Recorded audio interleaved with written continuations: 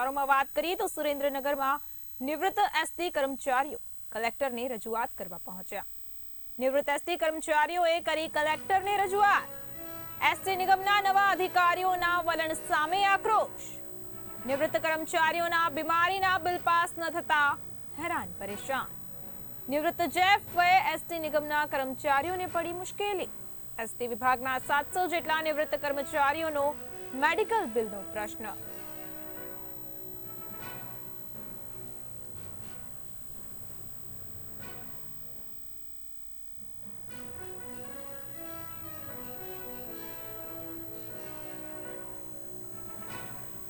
Surendranagar depot જ્યારે અકસ્માત કેવું થાય ત્યારે ઓટોમેટિક આપણને ક્યાં દવાખાને લઈ જાય છે કોઈને ખબર હોતી નથી અને એસટી વાળા એવો આગ્રહ રાખે છે કે તમારે માન્ય દવાખાનામાં જ જવું, સિવિલ દવાખાનામાં જવું।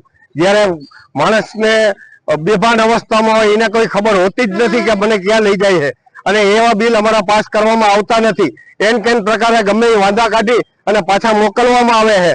તો અને લગભગ જેટલા અત્યારે અહીંયા બેસે છે એ લગભગ એપ્રેન્ટિસો બેસે છે, એને કોઈ જ્ઞાન હોતું નથી અને એન કેન પ્રકારે પાછા બિલ મોકલે છે અને ડિવિઝન ઓફિસર અમને લેવા માટે બોલાવે છે। આજે વૃદ્ધ માણસો હોય તો એ કેવી રીતે જાય? જે તે ડેપોમાંથી જે નિવૃત્ત થયા હોય ત્યાં એમને ફોર્મ પાછા મોકલવા જોઈએ અથવા તો લઈ લેવા સ્વીકારવા જોઈએ એવી અમારી માંગણી છે।